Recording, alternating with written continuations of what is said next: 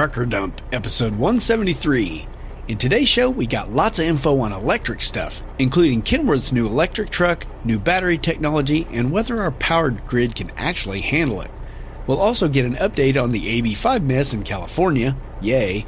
The FMCSA is looking for our comments on ELDs, a new bill for driver training exemptions, a new autonomous truck study focused on drivers and new autonomous business partnerships, toll reversals, new speed cameras, a hazmat endorsement exemption, and what do you know? We finally have a new FMCSA administrator.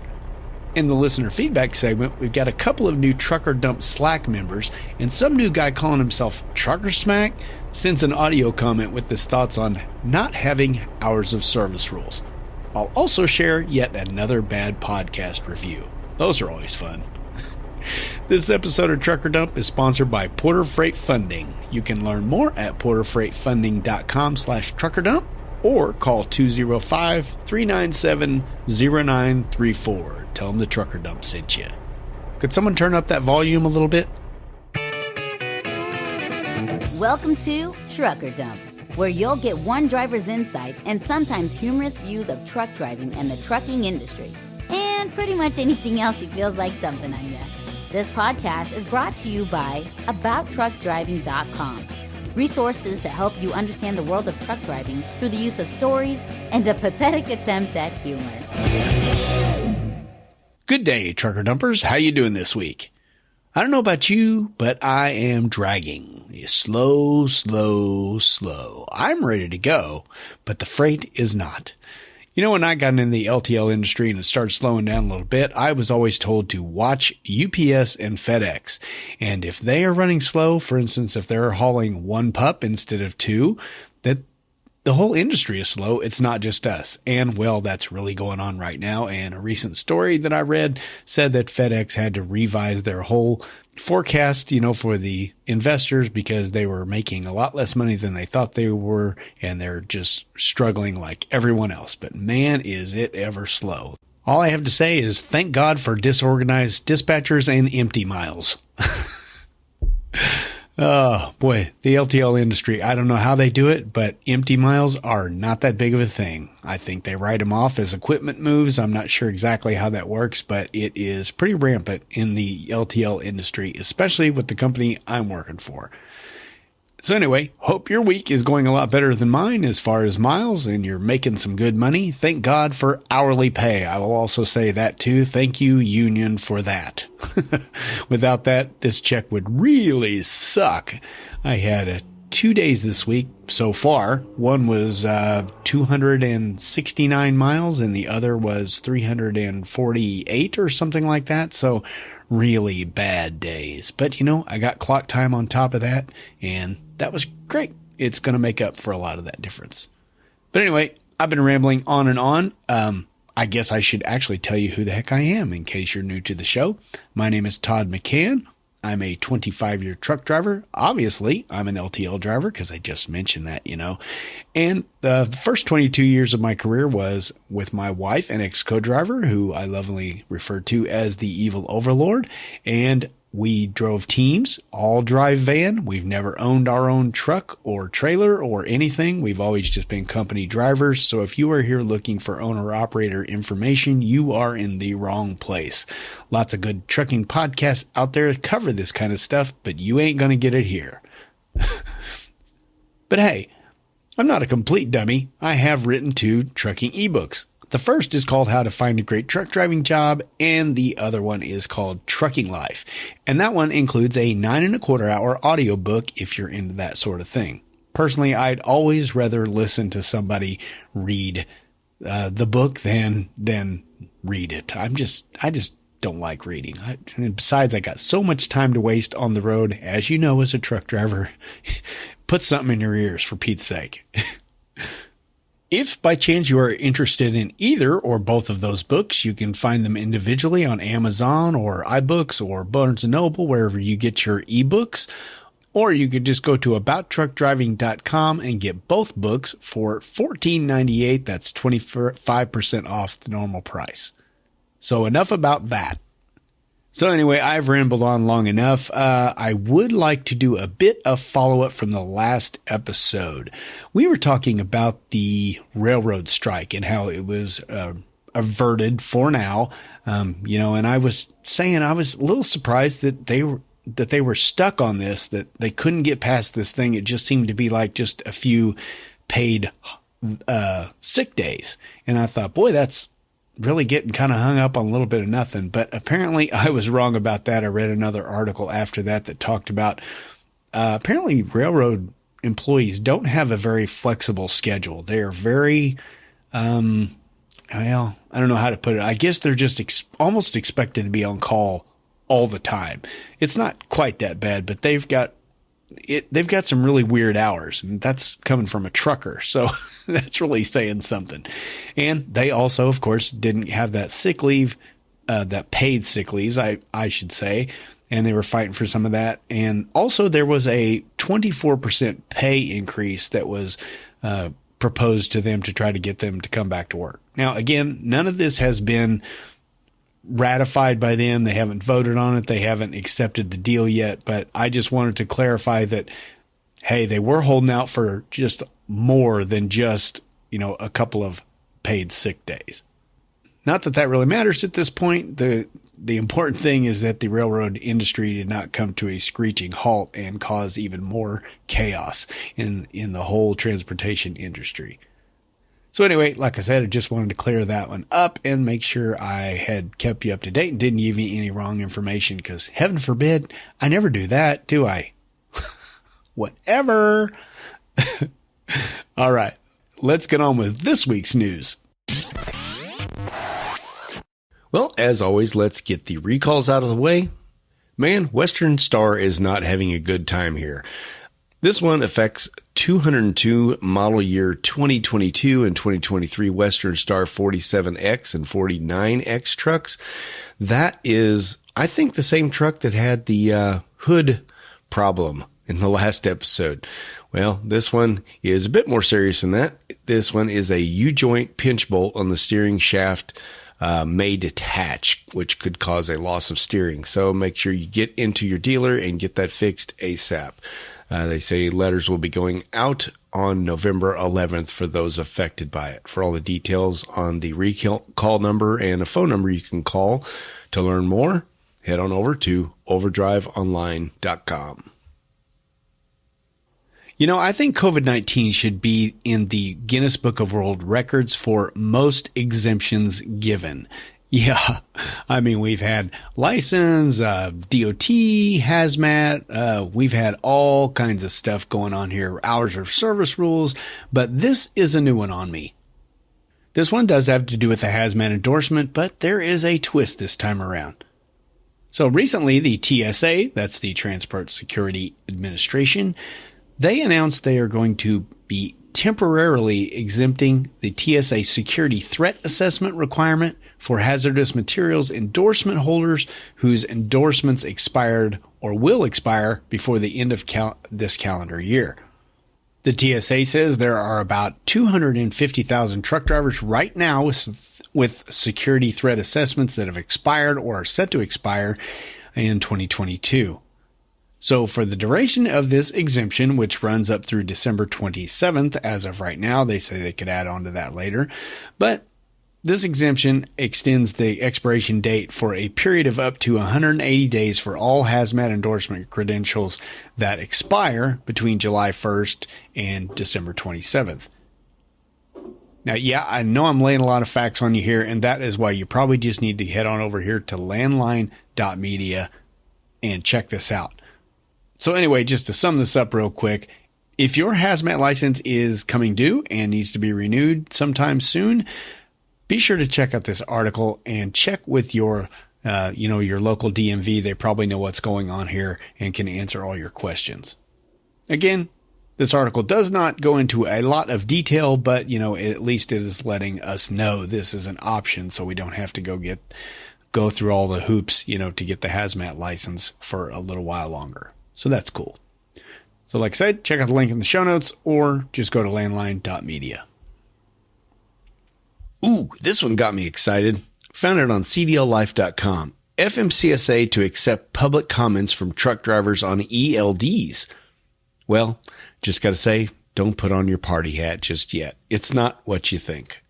I was thinking, oh, cool, they're going to revise some rules and maybe make some changes, which, let's be honest, that's not always a good thing, but it has been lately. They've been making some decent changes lately. I was hoping for more of that, but that is not what they're looking to address here. Basically, they're saying they've learned a lot from the ELDs from the last few years of the COVID and all the exemptions and stuff like that, and they just want to revise, well, see what they need, if they need to revise the rules in some way. Basically, there are 5 big topics they are looking at. The first is glider kits, and that's where a glider kit, if you're unfamiliar with that, again, I'm not a mechanic, but the way I understand it, glider kits are basically where you take an old engine and put it in a new body. That way it will not have to use the ELDs, because right now ELDs are specifically for older or for newer vehicles. And that vehicle, and by vehicle, they mean it's assigned to the engine date. So that's what a lot of drivers were doing to try to get around this. And they want to relook at that again and see if they should change that in some way. Another thing they're looking at probably won't affect you at all in any way, but this is the process for removing ELD products from the FMCSA's list of certified devices. And basically, they're just saying if an ELD provider goes out of business and fails to self-revoke their device, should the FMCSA be able to immediately say that those devices are automatically unregistered, you can't use them anymore? Or can you just keep using them for a while? This comes on the heels of, we reported on here, Eldorado ELD and the Arion T ELD were both removed from the list earlier this year. So again, probably not going to affect hardly any of us here. Along those same lines, they want to discuss ELD certification, and they want to know if the FMCSA should establish a certification process for ELDs. That's very similar to what Canada does, and honestly, that's caused a lot of bottlenecks up there, and it's a lot of cost for each business. They have to submit their ELD devices to be certified, and that costs buku bucks. And right now, the U.S., the way they're just doing it is letting each ELD manufacturer certify themselves, basically. As long as they follow the rules and they know what the rules are and they abide by them, they are innocent until proven guilty. Let's put it that way. Well, if they find out later on, if the government find out later on that they did something wrong or something is not lining up with the FMCSA rules, then they will crack down on it and they will have to fix it. But basically, they just trust the ELD manufacturers to do the right thing. Again, they want to look at that and see if that needs to change to more of the Canadian way. Personally, I'm not all about government regulation. I say let the companies take care of themselves, and then if they're found to be in error, they can be reprimanded then. That's the way I figure it should work. But, hey, this is your public commenting period, so... And did I even mention that's what this is all about? It's a public commenting period that is already going on. Looks like they got about 409 comments at the time I am reading this article. Now, 2 other things going on here that honestly, I don't understand this one quite fully. This one just is listed as technical specifications. Should the FMCSA consider allowing a driver rather than the motor carrier to change his or her ELD configuration to an exempt status to help reduce the administrative burden noted by the industry? Okay. Well, I get that. I guess an exempt status, I don't know. If you're an exempt, why would you need to have an E-log at all? So yeah, this one confuses me a little bit. If you understand what they're talking about here and maybe you run an exempt status, let me know. Email me at truckerdump@gmail.com. And the last one here will probably affect us a little bit more. This one is addressing ELD malfunctions. So right now, if your ELD malfunctions, you are required to note that in the ELD, if it's still working at least, and you're supposed to switch to paper logs. Now, this article doesn't specifically say this, but I read this on a different article that what they're talking about here is, as you know, if your ELD has ever malfunctioned, that often the truck will keep track of what you're doing, even though the ELD is not operational. And when you plug that when you get a new ELD or you get that one fixed and you put it back in and you connect back to the truck and everything, it's going to say, hey, I see all this crap you've done. You need to accept or reject each one of these duty status changes. And, you know, if you've been out one day with it, it's one thing. If you're out for, you know, a whole week, well, that's a whole different thing. I mean, you got a lot of duty status changes in a whole week. So anyway, they're just trying to look at this and address what do we think should happen. Should we just switch to paper logs, or should we just let the device just keep track of it in the background to be able to tell the officer, hey, my ELD device screwed up, and the truck is still keeping track of it. And, you know, I don't know how that would work with the DOT officer. They need to see what's going on right now. So I guess maybe that should be part of your comments. So anyway, if you are interested in leaving a comment, and you should be because you are a trucker, or I assume you're a trucker if you listen to this podcast. Not everyone is, but most. Anyway, head over here to cdllife.com. There is a link to this public commenting area right at the bottom of the article. And I will also just go ahead and put that link right in the show notes.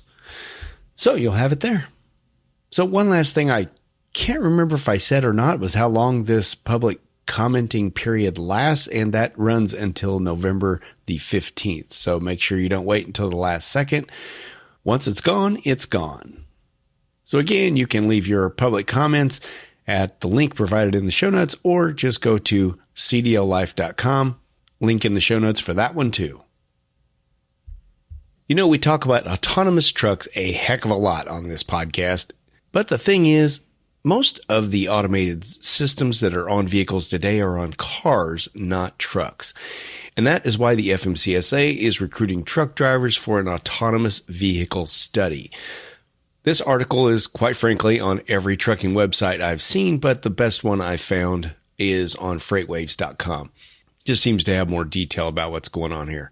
So anyway, what they're really looking for here is the distraction level of a driver who is behind the wheel of an autonomous truck, and also the ability to take back over in a situation, and that whole transition between the truck operating everything and the driver taking over again.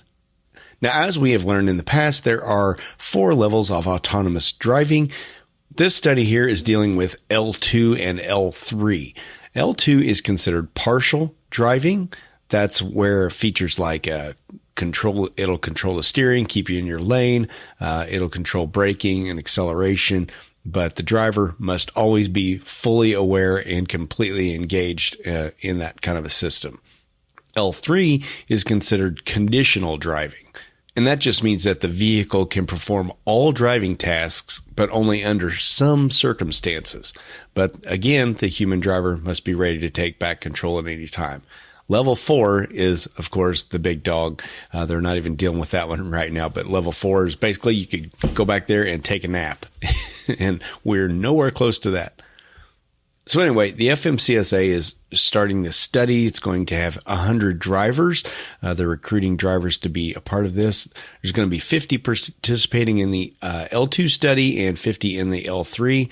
Now, they say the part of this that I'm a little confused about is they're going to be using simulators for this, truck driving simulators. And okay, I get that.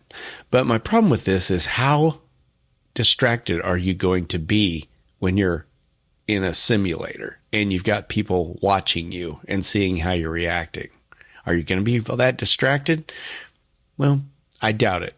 Not near as much as you are going to be when you're out there by yourself and the truck is driving along just fine and staying in the lane, and you're reaching for your bag of chips and you're changing your radio station and you're getting up briefly to go and get something in the back of the bunk, and that's what's really going to be happening out on the road. But these simulators just are never going to catch that. Another point on this is each of these studies will be completed in 4 hours. You know, I don't care how bad of a truck driver you are, you can stay focused for 4 hours, right? Especially when you're sitting behind a simulator. So honestly, I'm not exactly sure what they hope to accomplish with this, Now, like I said, this article is on freightwaves.com, but there is another article over on cdllife.com that talks about what the FMCSA hopes to learn from this study. And they're looking at three things here. They want to determine the effect of distraction on drivers of L2 vehicles. They want to determine the effect of transfer of control on L3 vehicles. And they also want to develop and evaluate a training program designed to increase the levels of distraction for both L2 and L3 drivers. Well, as I often say here on the podcast, good luck with that. We do need these studies, of course, but I'm just not sure how effective it's going to be in a simulator situation. They do say some of this testing will be done in actual trucks. Well, no, it doesn't actually say that. It just says will be in something other than simulators. So that could just be, I don't know, a classroom situation or something like that. I don't really know. All this is vague. There's, like I say, an article on every single trucking website there is, but all of them have pretty much the same information. So we will see. Honestly, there is no way possible we're going to know exactly how truckers react to these things until truckers get behind the wheel of them on the road and driving for 11 hours at a time. That's what it's really going to take. So anyway, if you're interested in this and learning more about it, just head to any of the trucking websites that we always quote here on the podcast, or just head to the one I found the most interesting over at freightwaves.com.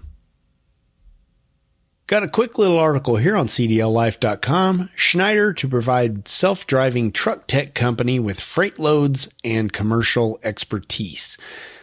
Yeah, I just like to report on these when I see them, some kind of collaboration or partnership between big companies.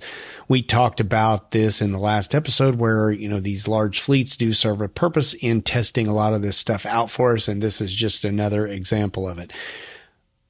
This deal Schneider made was with Torque Robotics. Again, they are a autonomous truck company. They're trying to design these trucks so they'll run themselves. And Schneider wants to be a part of that, of course, because they are a huge carrier. There's not a lot of details on this. They're just going to help test their units and provide them with insights on the way that their business runs and things like that, so they know how to operate and how the autonomous stuff can actually help them. I don't know if I'm making any sense whatsoever, but it's a quick article, so I'm not going to go back and correct anything. Another thing to point out is Schneider also announced a partnership back in August with a different autonomous vehicle tech company called Aurora. So again, they're not just partnering with one. They're probably testing multiple systems so they can figure out which one's going to be the best for them. And in doing that, they are going to be probably giving a lot of insight into other large companies who want to do this in the future. So again, like it or not, these large carriers are fulfilling a purpose, whether you like that purpose or not. CDLlife.com. We've been hearing about electric trucks for a long time. They're coming. It's the wave of the future. Eventually, they're not even going to sell internal combustion engines, all that good googly gook. Well, there's a lot of talk, but very little action. You see a few trucks here and there out on the road. Well, finally, somebody got to test drive one of these trucks. Found this one on overdriveonline.com, and author Tom Quimby actually got to drive one of the new Kenworth T680E. Now, of course, the T680 is one of Kenworth's most popular trucks because it's one of their cheapest ones, and it's usually the one that their fleets opt for because it's cheaper. But Mr. Quimby here says that it is the smoothest and most powerful truck he's ever driven. That's interesting. He quotes, "Of course, it's no secret that internal combustion can't compete with the quiet acceleration of all electric, nor the confidence-inducing instant torque that Kenworth reports can get the T680E rolling from a dead start up a 25% grade." Wow, that's pretty impressive. So let's check out some of the numbers on the T680E and compare it to the PACCAR MX-13. That's their 13-liter diesel engine. So the electric engine kicks out about 670 horsepower, while the diesel-powered goes up to about 510. So they got them whipped in the horsepower department there. Now, this one actually surprised me, though. The diesel T680 actually does crank out more torque at the wheels. 1850 compared to 1632 in the electric version. But as I understand it, with torque, it's not just the number, it's how that number is implemented. So for instance, they talk about the PACCAR's new TX18 and TX18 Pro automated manual transmissions. You're going to have to go up through several gears, sometimes 18 of them, to get all of that torque out of that internal combustion engine. But that T680E, well, it has almost instant torque from the very bottom. And that is a feature of electric engines in general, or electric motors, whatever they want to call them. You know, you get the torque pretty darn quick. That's why they rocket off the line like they do. You see people test driving Teslas and they just lose their breath for a second. They're so darn fast. It's pretty cool. So Mr. Quimby here said during his test drive, one of the things he found was really impressive was the acceleration. Now, we've talked about that in the past, that, you know, acceleration doesn't really matter that much in a truck, but it does indicate how much power you have and how quickly you can get up to speed. Again, please don't do this with a loaded trailer, because you're just going to throw your freight all over the back of the trailer and it's going to be a mess on the other end. But another thing he mentioned was when he lifted his foot off the accelerator, it immediately kicked in the regenerative brake, and, well, it just slowed him down really nicely. He says there's 3 levels of this regenerative braking, and, you know, kind of like the 3 stages of the, sounds kind of like the 3 stages of the Jake brake that most trucks have, or many trucks have. And, of course, that regenerative braking will also, boy, that's a hard word to say, regenerative. Yeah, I'm not going to say that unless I have to anymore.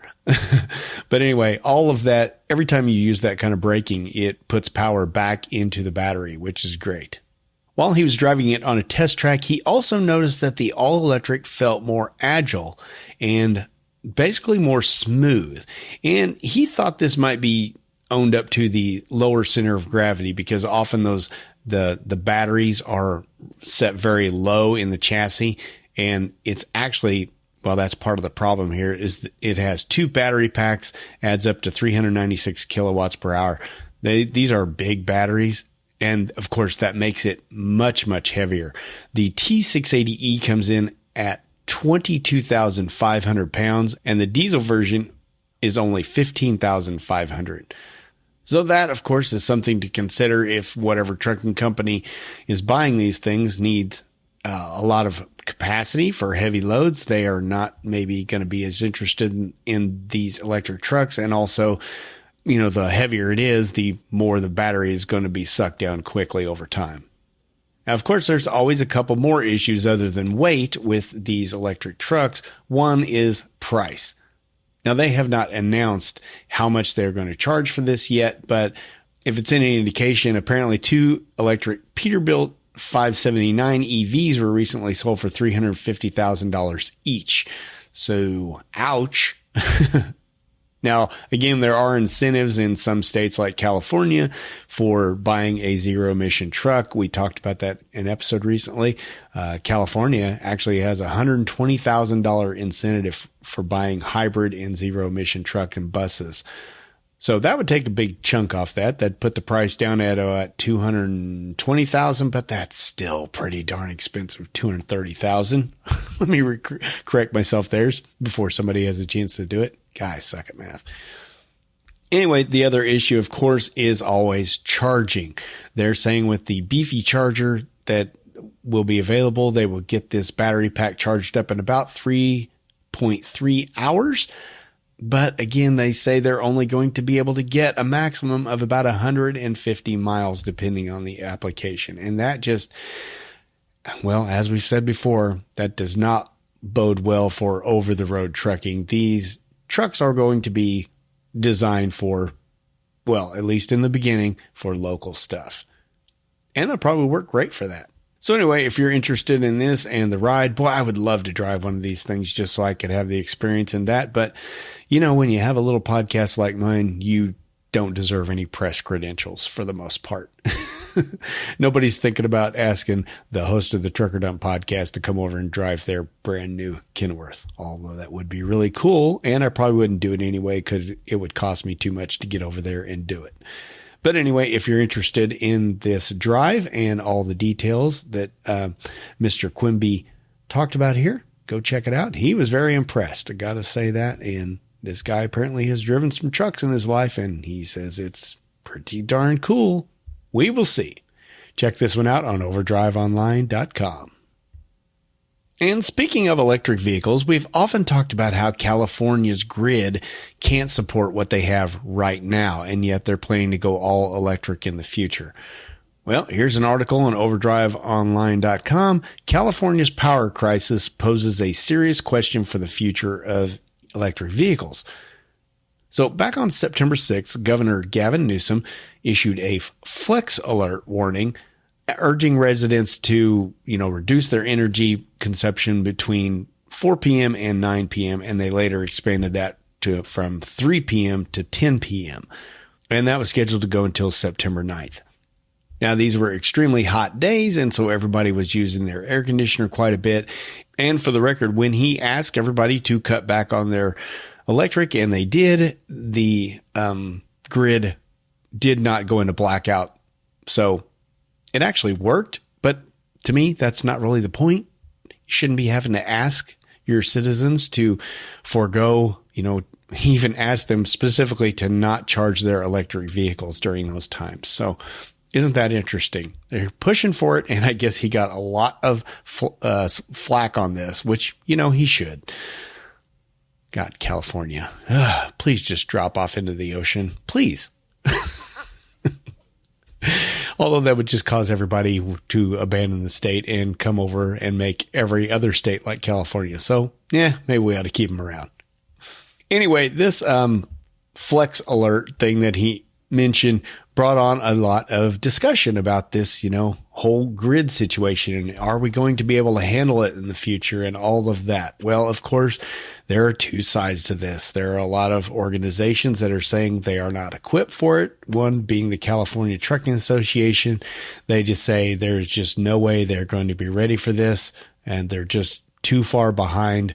Even CARB, which is California's Air Resource Board, I think is what it is. They're the eco people out there. Even their own estimates say they need to be putting in more than 300 chargers a week between now and 2035 to support their own proposed regulation. Isn't that interesting? Somehow, I don't think they're doing that right now. They say even updating California's grid would have to have a lot of upgrades to be able to support it. They're saying that could take anywhere from 1.5 to 10 years. So, well, that's a big range. I guess if they went all in and focused on it, they could do it really, really fast. But hey, this is California. They are known for not having a lot of money right now. And the budget is just not working out there. Nothing's working out there. I recently heard, a friend of mine told me he read an article that said the least desirable state for anyone to live in or move to was California right now. So, boy, that's a change of pace from the past. Everybody wanted to move to California out in the sun and just enjoy the weather out there. And now nobody wants to move there, probably because, well, it's just a crap hole. Let's put it that way. I won't go into all the politics involved with all of that. But anyway, of course, like we said, there are always people who are poo-pooing this and saying it's never going to work. And then there are others who say, yeah, it's no problem. We just have to plan around it. So basically they're saying most fleets are going to be charging at night, which is true. And these are considered off-peak hours, which has the benefit of not only not taxing the grid quite as much, but also the rate per kilowatt, the charge per kilowatt money-wise is not nearly as much as night. So they say most companies are going to prefer to do it at night. And they also point out that, again, like we mentioned in the last article, most of these electric vehicles for trucks are just going to be local. And so they're going to be run during the day. They are going to be available for night. So it's not going to affect all of the, there's not going to be any over-the-road trucks basically for electric for quite a while. And yet California's still pushing for that 2035 no more internal combustion engines thing. Is it 2035? Something like that. Might have been 2030. Either way, it's ridiculous. So anyway, I'm not going to go into any more detail on that. There is, more details in this article, and you are welcome to go check it out over here on overdriveonline.com. I think I covered the basics, and you get the gist of it that, EVs are not all they're cracked up to be. There's all kinds of infrastructure problems to deal with, and of course the cost and just, lots of issues. Let's just leave it with that. Onward. Hey, just a little bit ago, we were talking about the new Kenworth T680E. That's the electric truck. And we were talking about how bad the range on it was. It was only 150 miles. And that is quite honestly pathetic. Might do for local applications, but there's just no way that's going to work ever for an over-the-road truck until the technology gets better. Well, that is what this article on freightwaves.com is all about. Daimler Truck boosts electric truck range with new battery chemistry. So they are saying that this next generation of electric trucks is going to have about a 310 mile range. That is, over double, right? So again, this talks about new battery chemistry, and they're talking about how these new batteries are going to eliminate the use of cobalt and nickel, which all of these, if you haven't read anything about it, all of the minerals and elements, whatever they're called, I can't think of the word right now, that are in these batteries are hard to find. They're very valuable, and they cause a lot of destruction on this planet. Big holes trying to dig this stuff out, and it is a mess. If you think your EV car or truck is really super eco-friendly, do some research. We talked about that in a past episode and how they're not all they're cracked up to be when it comes to saving the planet. But anyway, as I said, in the past, we have always dealt with lithium ion batteries, and now they are switching to a lithium ion phosphate battery, which they're calling LFP. They're expecting more charging cycles and more usable power per cell. Well, that sounds good. They're also saying that these batteries will be able to be powered by a megawatt charger. So you're going to get about up to 80% of your charge in less than 30 minutes. So that's cool. Now, one of the drawbacks they mention here on this LFP chemistry is that it's not very energy dense. So basically that means, your batteries are going to weigh more and you're going to get less power out of them. So there is that to deal with. But they say it is durable enough to last for 10,000 cycles. And you can use 100% of the battery pack capacity, which I don't think that is possible with lithium ion. Not sure about that, but I don't think you can use the whole battery. And with this one, you can. So that's good. So now if you are one of the few, very few, that is getting all giddy about buying a new electric truck and you're thinking, oh, this new battery technology sounds great. Well, hang on. It's not going to be available until late 2024 in Europe. And then it is sounds like it's going to be following here in the States shortly after that. But they're doing this mostly in Europe right now. But it is coming. So that's good. And as a side note, kind of weirdly tacked on to the end of this article, I guess they're just trying to stress that electric is the way forward, but there's going to be some interim products before we finally get to fully electric. They're saying natural gas is still, gas powered, and it's just as expensive, and it still relies on a fossil fuel that emits CO2. So they are just skipping that altogether. They're going to concentrate fully on electric and hydrogen fuel cells. And in case you're unaware, the reason that is so important is because Daimler is the company behind Freightliner and Western Star. Did I get that right? Yeah, I think that's right. But that is important because Freightliner has just started commercial production of their e-Cascadia, and that is going to have a range of about 230 miles. And again, this is on the old battery technology, so they'll really be looking forward to seeing this new battery and getting an extra 80 miles out of it. That'll be awesome. And maybe by the time it actually comes out, they'll get more out of it. So if you're interested in electric trucks, then this is an interesting article. If you're not, then I just bored you for the last couple of minutes. What's new with that? Freightwaves.com. If there's anything I've learned from doing this podcast for 10 years, yes, 10 years, It's that your time is important.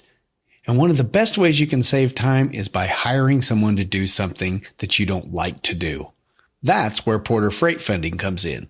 And the problem they solve is bad customers who don't want to pay. The last thing you need as a trucker is to do a job and not get paid for it. Well, you don't need that. You need the cash now.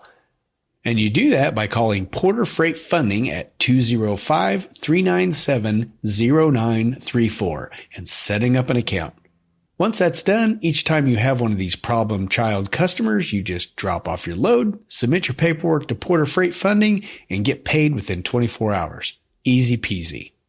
Sure, you can always set up an ongoing account with Porter to just handle everything for you, or you can just use them for those pain in the butts that you just hate dealing with.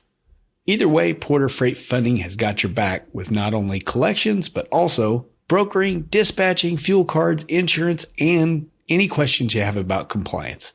Give them a call at 205-397-0934 or go to porterfreightfunding.com/truckerdump. Truckerdump is all one word. And of course, there's a link in the show notes. And thanks to Porter Freight Funding for sponsoring this episode of Trucker Dump. With the help of FreightWaves.com, let me give you a little update on California's AB5 mess out there.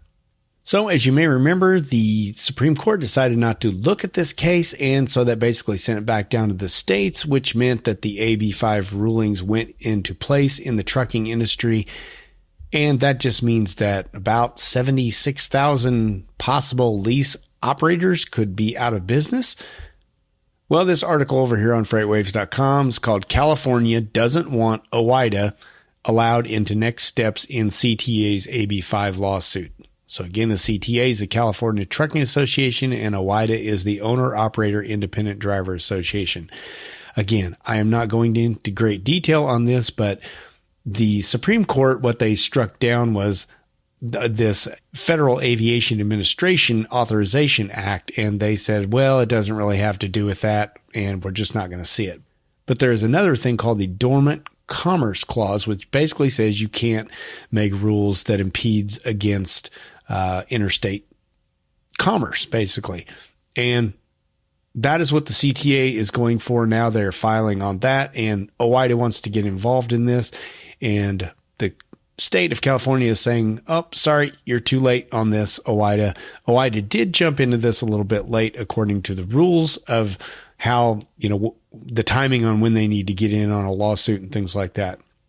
But OOIDA is saying the reason they got in late is because once they found out about it, they had to review it and see if they had any stake in the matter. And they actually do, because here's the gist of it. I'm just going to end it right here, is that there is big contrast between the two groups affected here.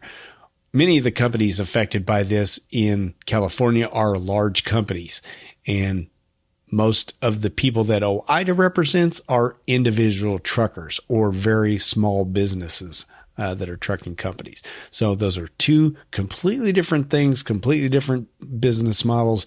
And OOIDA just wants to make sure that their voices are heard in this also, because as we all know, and as they point out here in this article, if it happens in California and the trucking industry loses on this, it's probably going to spread all across the country, because that is the kind of infectious disease that California is. Sorry if you live in California and I keep slamming you, but I really am not a fan of your state. So anyway, that's about it on this. There are a lot more details, and if this is going to affect you, you probably want to go over here and check this article out.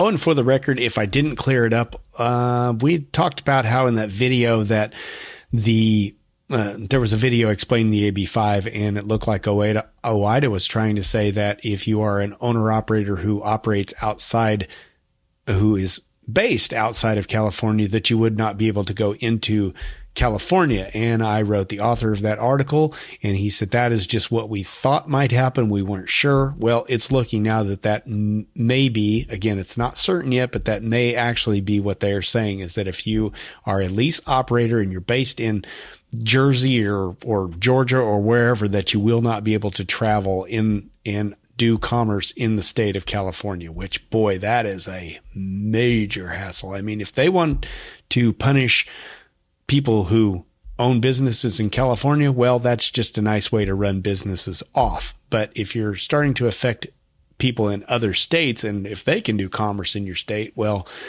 yowza. So anyway, like I said, if you're interested in all the details, there's lots of details in this. Check it out, freightwaves.com. To be continued. Yeah, to be continued, like 2 days later than I recorded that last little segment there. Apparently, OIDA is now permitted to intervene in the renewed AB5 legal battle in California. So, yep, just a couple of days ago, they said no, or the state of California said no anyway, and apparently a judge ruled against the state of California and said, no, there is a difference in what the California Trucking Association is representing and what OIDA, the Owner Operator Independent Drivers Association, is representing. So they will be allowed to do it. There's your quick update. And that's all I have to say about that. Oh yeah, you will find that article, just like the last one, on freightwaves.com. Hey, what do you know? Finally a win for the trucking industry. Woohoo! Found this one on cdllife.com. Judge orders Rhode Island to stop collecting truck-only tolls within 48 hours. So if you remember what this one was about, it was a law that was passed back in February of 2016. It was called Roadworks, as in Rhode Island. Isn't that clever? But anyway, the whole idea of this was that they said that large commercial vehicles were damaging roads and bridges more than just your standard passenger vehicle. And so they started collecting tolls on trucks only in 2018. Well, there was a lawsuit filed immediately on this, and finally it was settled the end of the day. A cool judge named William Smith ruled in favor of the American Trucking Association and other trucking groups, saying that this is unconstitutional and they cannot do that and they must stop this within 48 hours. So I'm sure there will be appeals on this, but for now they have to stop this and, quit impeding traffic. This is actually one of those that is based on that dormant commercial clause that we talked about in the AB5 section.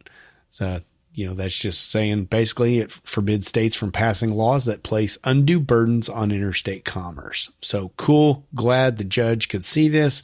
It's just sad it took 2 years to act on it. But hey, progress is progress. Read the full details on this at cdllife.com. Hey, here's one you may want to keep your eye on if you travel in Colorado a lot. Found this one on landline.media. Colorado proposal would revise state's speed camera rule. Now, you'd hope that would be for the better, but it's not. Of course it's not. Right now, state law permits in Colorado that they can use speed cameras in all communities, but the catch is a police officer or other government employee must be present when the violation occurs. So that's a big sticking point. So right now, these programs are in place in Boulder, Denver, Fort Collins, and Sheridan. So basically the four biggest cities in, not necessarily, I guess Colorado Springs is not in there, but four of the bigger cities in Colorado. But now they are wanting to change some of the rules here. State Representative Matt Gray, he's a Democrat from Broomfield. He wants to, make it more strict. The first thing he wants to do is not require that a officer or a government official is present at the time, that they will just be able to do this from just the speed cameras. Now, he points out that this is not designed to punish people, but to train people. And the proposal he puts in here is, it kind of shows that.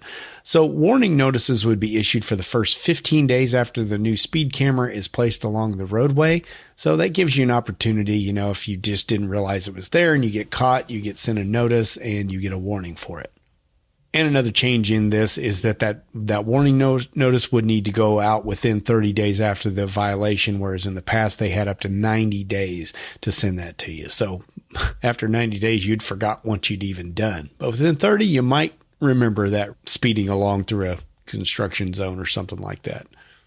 And there does seem to be a little bit of leeway. They say in the first year the speed camera is posted, you will receive a ticket, or in the first 15 days, of course, a warning if you go 11 mile an hour over the posted speed limit. So there is some fluctuation there in that. But after that first year, the limit will be 6 mile an hour over this posted speed limit, and you will be getting a letter in the mail.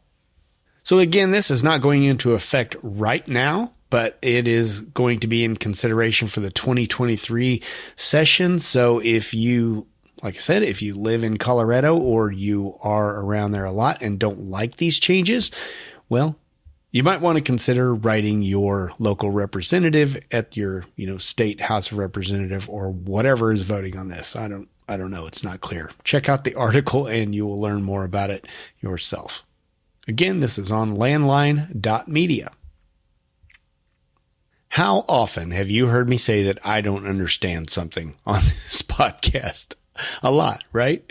Well, sometimes it's the article itself that I just don't understand what's going on. And other times I understand what the article is saying. I just don't get it. This is one of those. Found it on cdllife.com, although it's everywhere, but this is the best article I found on it so far. Okay. Senators introduce bill to lift burdensome entry-level driver training rule from small trucking companies. Okay, first we need to learn a new acronym. This is the Trucks Act. Stands for Trucking Regulations Unduly Constricting Known Service Providers. Whew, boy, they're good at those. Got to give the government one thing. They're really good at these acronyms.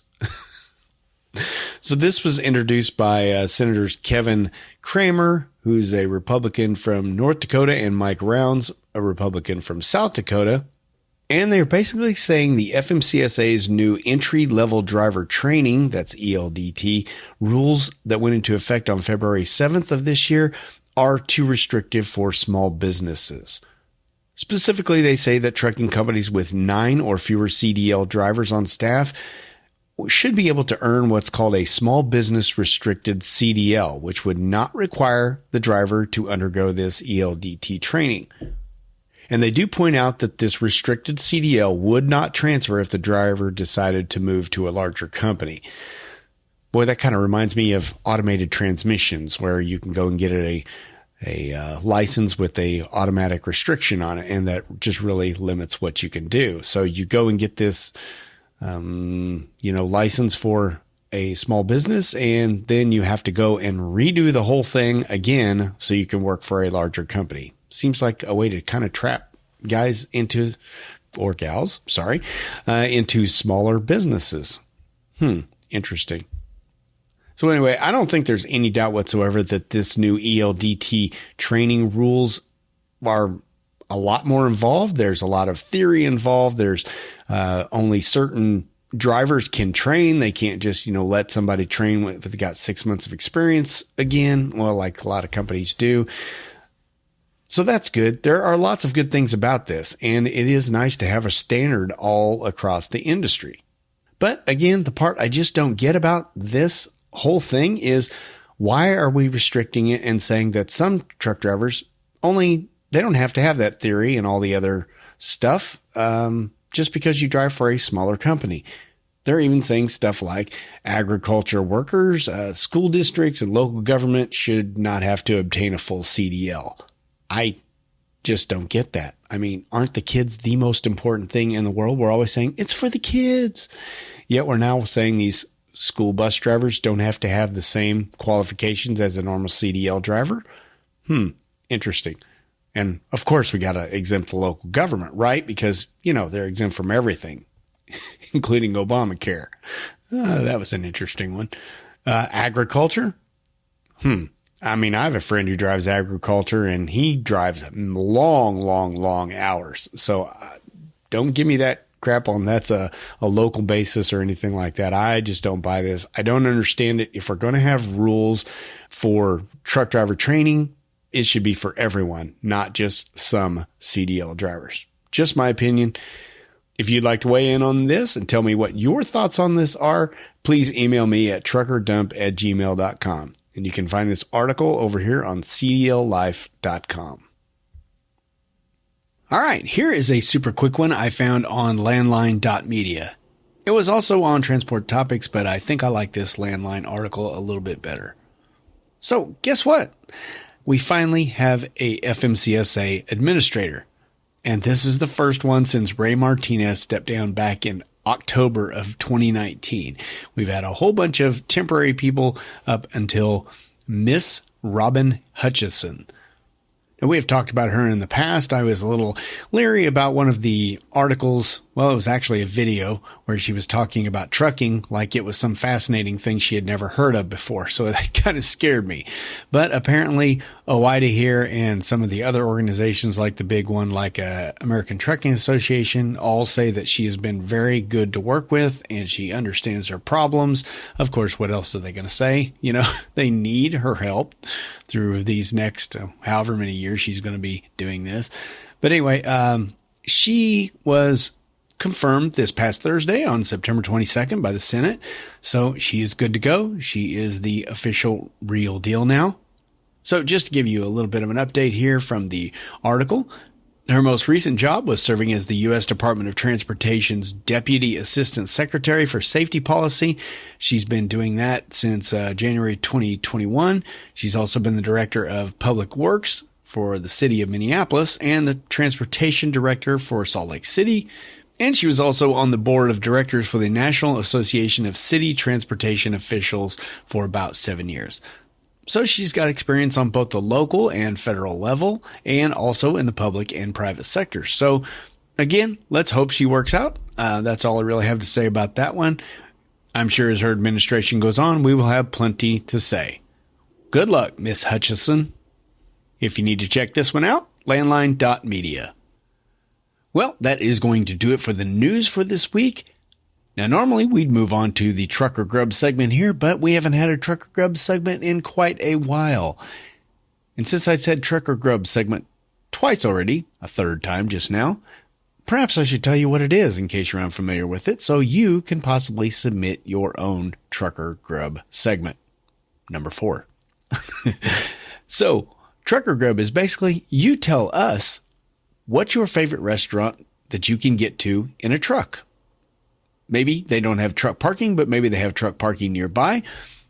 All you have to do is tell us about it. Catch is, you got to do it in audio form. Try to keep it 3 minutes or less, somewhere around there. Tell us all about the restaurant, how you get there, where it's at, where you park, the prices, the style of food, the atmosphere of the restaurant, maybe your favorite meal, something like that. And I think probably the reason most people don't submit an audio comment is because they are afraid to hear their own voice or they just don't know how. It's really not that big of a deal. Seriously. Everybody hates the sound of their own voice. It's natural. When we hear your voice, we don't think, ooh, he's got a nasty voice. But you do. I know I do every time I listen to this podcast. Still to this day. What a gross voice. And, I've got some listener comment coming up here in a little bit that will, it'll reflect that. So anyway, all you have to do for this is just open up your phone. There's going to be a voice memo app of some kind on it, and you just open it up, turn your truck off first so you don't make a lot of noise, open it up, talk into it like you, hit the shiny red button to start recording, and then tell me about it. And when you're done, just tap the share button and send it to truckerdump@gmail.com. I mean, come on. How much easier can it get? So do your part and help me out with some Trucker Grub segments in the future. But for now, you did rise to the call when it comes to the listener feedback. But first, I don't know about you, but I don't think listener feedback would be complete without this.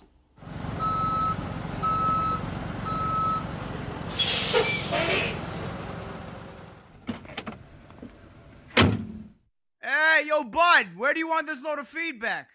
Something I always like to do on the show here in the listener feedback segment is to give a shout out to anybody really who writes in. Pretty much if you write me, you are going to be, you're going to hear your email read on this. Audio comments, again, are preferred, but, I'll take what I can get. And I also like to announce if somebody becomes a new member of the Trucker Dump Slack group or the Facebook group.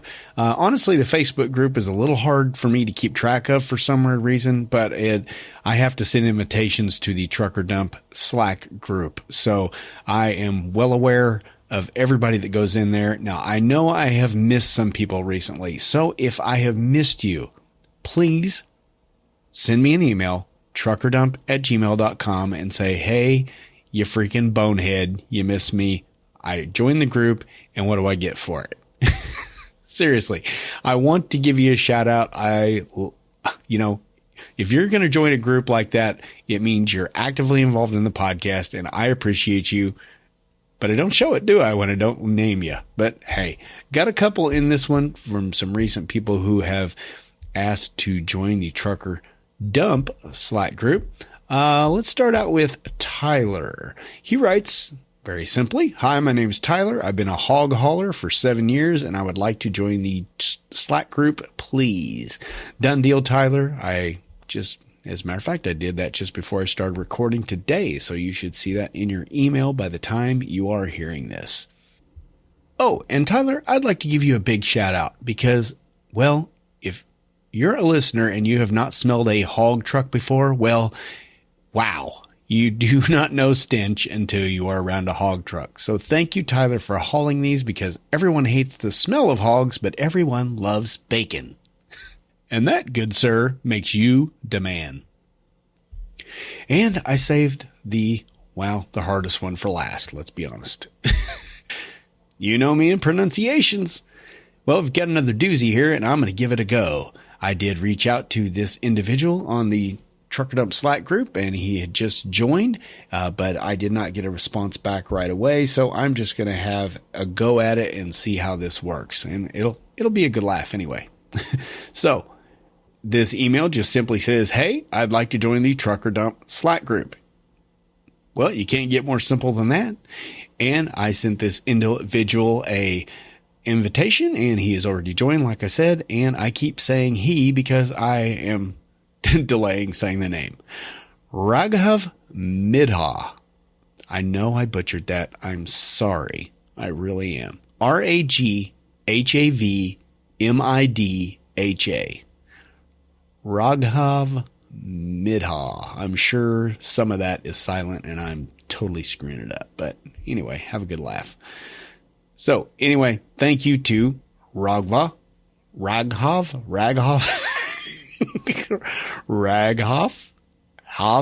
Yeah. You and Tyler. And thanks, Tyler, for having an easy name to pronounce. You know, although I'm sure wherever Raghav is from originally, it's easy to pronounce over there. It's just us boneheads here in America who can't handle it. So anyway, this next one is, well, I don't know. I recognize his voice, but the name doesn't seem right. Maybe you can help me figure it out. Take it away, Trucker Smack. Hey, Todd and Trucker Dumpers. It's Trucker Smack. Who? I've got a comment on Todd's and the discussion about ELDs, hours of service. I'm taking a little walk before my evening night. So you made you poked me, Todd. You poked me and saying, wow, you don't have the gonads to make a comment. Oh, here we go. So, I did say that. First of all, hours of service, it needs to be there. And like you said, it's never going to go away. But here's some bigger reasons why. The first one is that the hours of service protect the drivers from ourselves. Like you very well said, the hours of service makes a driver take their breaks. It makes a driver get sleep at regular intervals. And we all know that drivers are going to push it. Now, to say that owner-operators are not going to because they can set their own schedules, that's a load of BS. Because owner-operators, in my opinion, are more disadvantaged, especially once they've been first starting off. I would say probably within the first 5 years, maybe even a little bit longer, depending on their situation or how much they went in. Because you have all of your payments, the truck payment, the truck insurances, the registration, the taxes, all of these things are very expensive. That's why the industry only has a profit margin of like what, 2 to 5%, even with the mega carriers. So as an owner operator, in my opinion, the ones that are going to have the biggest disadvantage, the ones that are going to push it the most, are going to be the ones that have a lot of debt. Okay? But you could also have debt from other sources like buying a house, buying cars, buying property, all these things. It's not controllable by the industry, it's controlled by the person. And while humans suck and we make bad decisions or poor decisions, and now we've put ourselves into a situation and now we have to dig ourselves out. So to say that owner operators are more advantaged to not having the hours of service, I think that's a load of crap. Load of crap. Wow. Okay. Well, I see your point. I really do. The only thing I would say is I don't really think that is just an owner-operator thing. Sure, they've got payments and stuff like that, and I get what you're going for. Their business is on the line, so they may be more apt to cheat on those logs and push it a little bit harder. Well, I'm sitting here talking about pushing e-logs harder, and we're talking about getting rid of e-logs altogether, so I guess that's not really the point. But the point is you would still be driving more than is safe, more than likely. But, the same goes for company drivers. I'm a company driver, and I know I would push it. I don't think I would be stupid, but I would push it and not just run 11 hours a day. I would probably try to run 15, 16 hours a day if I was feeling comfortable. And that is just a matter of what we call greed. So, a company driver or owner operator, and that, again, that is the problem in this, is nobody can just say, okay, well, owner operators should be exempt, because there's an owner operator who's only been in the industry for a year, and there's an owner operator who's been in the industry for 50 years. There's a big difference there. The 50-year trucker knows when to pull over and take a nap. The brand new guy or gal does not know their limits yet, and they are bound to push it. And that's the problem. You can't just put down a blanket rule for all this stuff. And that's why I don't think it's ever going to happen. But this is an interesting conversation anyway.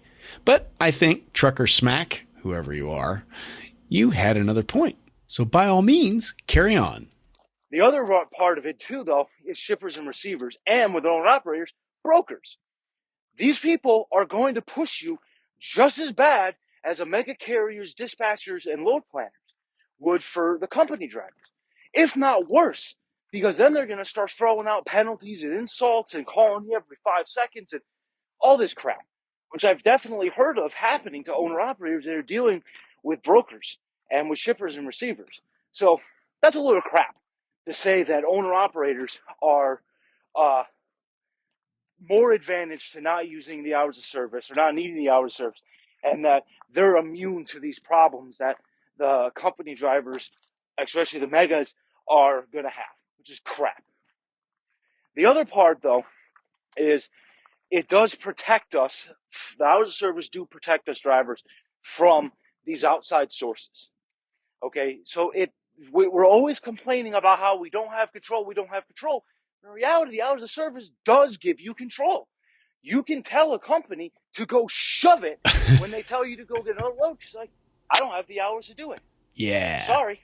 I'll try to position myself. I'll get down as far as I can.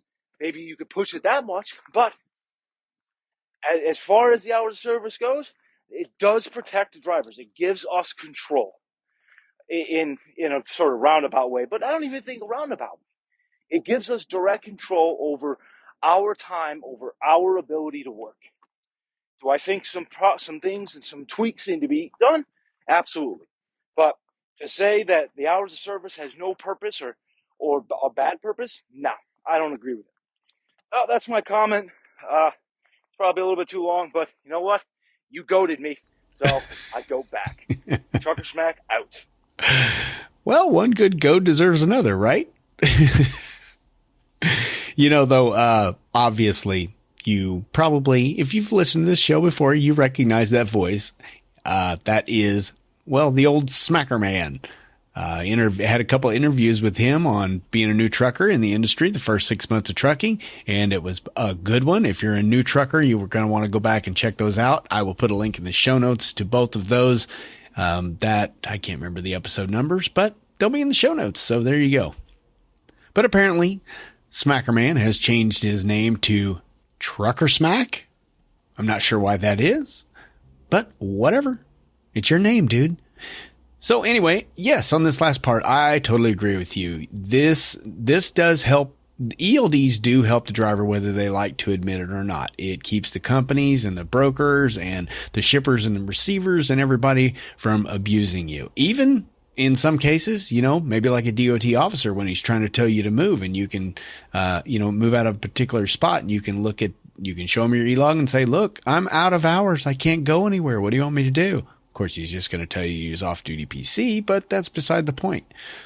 So yes, this is definitely a tool that we have in our belt now that we didn't have before ELDs. Back in the day, like you say, they could just tell us to move and we could just make it work. And they knew we could make it work and they expected you to make it work. But nowadays, companies have to come more into line. And if they're asking you to cheat on your log, well, there's now just a digital record of it that you can even get yourself. I mean, of course, they have copies of that digital record at their site and they may think they can destroy those, but I think by law, they have to hold on to those for a certain amount of time for audits and stuff like that. Plus, if you ever get in a situation like that, take a screenshot or take a photo, of your ELD and make sure you get that on there and how many hours you had and narrate it and just say, hey, I talked to my dispatcher at this time. This was the hours I had left. You can see that I have, 4 hours left and he's wanting me to do a 5-hour run and document that, because in the future, if you get fired or anything like that, you can come back pretty strong on them if you got some evidence like that. So anyway, good stuff, Smackerman. Dadgummit. Trucker Smack. Why'd you go and change your name, man? That's messing me up. But seriously, I appreciate it. Trucker Smack. Zach. I know your real name, dude. All right, let's move on to a fun part of the show that I like to do every once in a while. And honestly, it hasn't happened for quite a while because, well, all will be explained. I like iTunes reviews. You can leave a review for the podcast anywhere you want. Any way that accepts them. I don't know. Does somebody write in if you're listening on Spotify or on Stitcher or someplace like that? Or iHeartRadio? Do you have a place to leave a review? I don't know, but by and large, if people are checking out reviews for podcasts, they are looking in iTunes because anybody can access podcasts, from iTunes. Well, it's not even iTunes anymore. It's considered Apple Podcasts. But if you search for Trucker Dump Podcast or just Trucking Podcasts and mine comes up, they would be able to go to the Apple site and read all the reviews and check it all out. And, you can do a lot of that in your podcast app also. So anyway, I do like to read these on air when I get a chance because, hey, if you take the time to leave a rating and a review, I want to give you a shout out too. By the way, you can do that, leave a rating and review just by going to the show notes and right at the very bottom, you'll see show info and there is a link right there that will take you directly to Apple Podcasts and you can leave your review right there or just do it wherever you, subscribe or follow the podcast. And if you want to have your review heard, I probably won't see it unless it's on Apple Podcasts. So take a screenshot of it or something, or, copy the text and send it in an email to truckerdump@gmail.com. I'd love to read it out. So here's the crazy thing. The last 2 reviews I have are from a year ago. Who knew?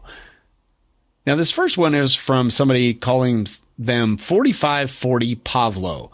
And it starts out like a review and ends up like a comment for the show. So that was kind of interesting. So basically, you're going to get a combo here: a little review and a little comment on one of the episodes you listened to. So he writes, great and excellent, 5 stars. You are very informative. I enjoy listening to your episodes and have went back and listened to as many as my phone will let me. Your last episode was talking about cameras in your trucks. Well, let me tell you, I have one in my truck and it goes off all the time. It can't tell if you put your seatbelt on or not. It can tell. Yeah, I think he meant can tell. It can tell if you put your seatbelt on or not. And it can tell if you get a blank stare, sunglasses cover that up. It will send a message back. If I do not come to a complete stop at a stop sign, I get wrote up. If I have bad habits, that is on the list. And there's a bunch of them. But my pay is so good, so I'm staying there until I point out on the system. So until he gets fired. So I think most of the drivers will be aggravated like I am, but will stay at their job until they are booted out, and it doesn't matter how much you gripe. No, it doesn't. The cameras are in there to stay for the, I don't think anybody complains about the road-facing ones anymore. It's just the driver-facing ones that are really freaking annoying and that nobody likes. But anyway, 4540 Pavlo, thank you for the review/comment. I appreciate it. But now here's the really fun one. I just love these. This one simply is titled Waste of Time, 1 star. Short and sweet, though. It reads, this guy just likes to hear himself and thinks he's funny. Yes, I do. The funny thing is I was looking at the name of the person and I read it as Paffa Stalker. And I thought, yeah, well, the stalker sounds like a stalker. And then I realized what it actually said was PA Fast Talker.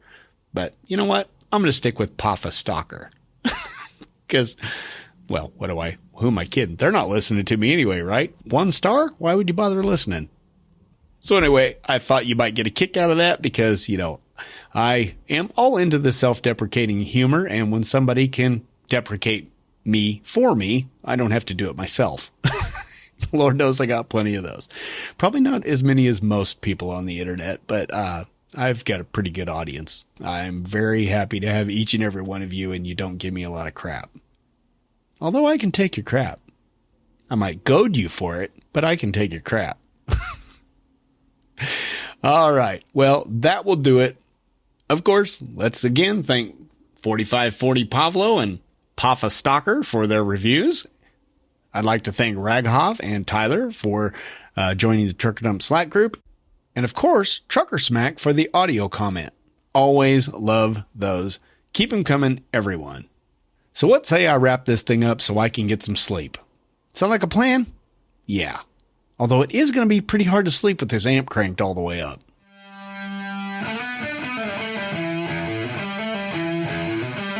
So, we just read some really old podcast reviews.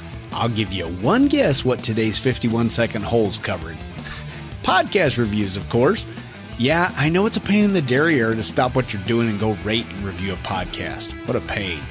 But let me tell you from personal experience that if you don't stop and do it right now, you're gonna forget. I always think I'll remember, and I never do. And let me tell you, those reviews really do help listeners choose which trucking podcast they want to listen to. Well, except for maybe Paffa Stalker's review. Again, just go to the rating and review link in the show notes to help the show. I really appreciate it. I also appreciate you listening every week and following the show. So until next time, drive safe, stay out of my way. They want to determine the... Typically, these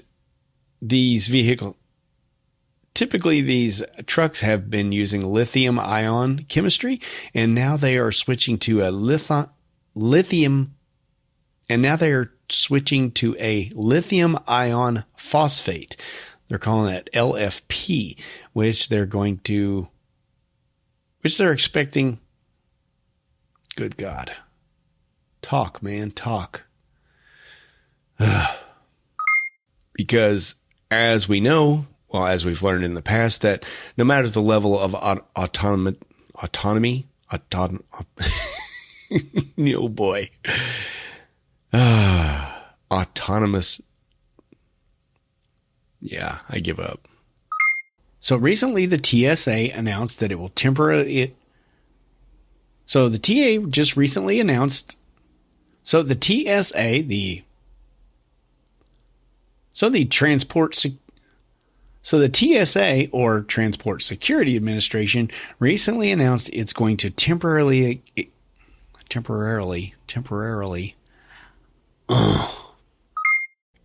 you know me in name pronunciation. You know me in name pronunciation. I can't even pronounce. I can't even pronunciate. Wow.